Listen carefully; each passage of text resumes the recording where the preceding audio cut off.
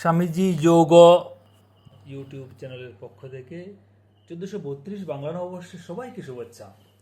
আজ অন্য কোনো কথা নয়, গ্যাস সম্বলের কথা নয়, আজ অজানা কিছু তথ্য আপনাদের সঙ্গে শেয়ার করব। এই যোগব্যায়াম শেখানোর চ্যানেল শুরু মাত্র কয়েকদিন হলো, এর মধ্যে আপনাদের ভালোবাসা পেয়ে আপ্লুত। বলে রাখি, আপনারা সার্চ করলে একটিও যোগব্যায়াম শেখানোর ভিডিও পাবেন না, কারণ ভিডিও এখনও আপলোডই করিনি।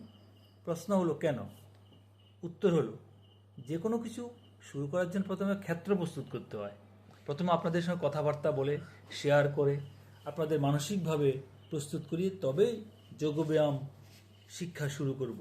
যোগ অর্থ প্লাস, অর্থাৎ সংযোগ।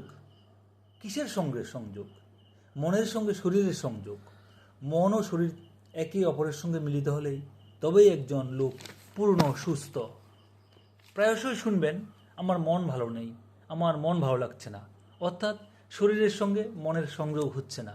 এতে আস্তে আস্তে লোক মানসিক ডিপ্রেশন অর্থাৎ মানসিক অবসাদের দিকে চলে যাচ্ছে।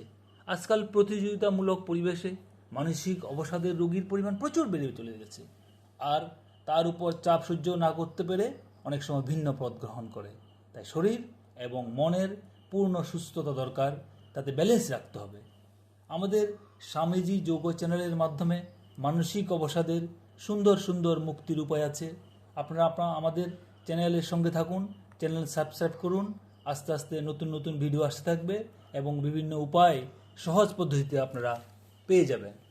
তবে মনুষ্য ধর্ম কিন্তু চট জলদি ফলের আশা করি, এ সম্পর্কে স্বামী স্বরূপানন্দের সংযম সাধনা বইতে পরিষ্কার লেখা আছে।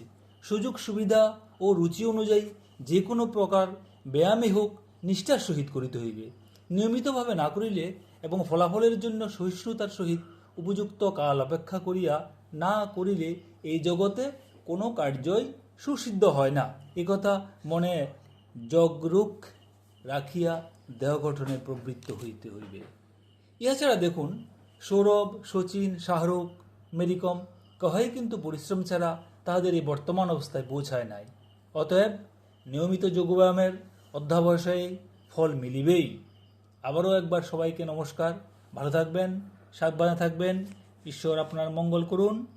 আর আমাদের নতুন নতুন ইনফরমেশান পেতে হলে আমাদের চ্যানেল সাবস্ক্রাইব করুন। ধন্যবাদ।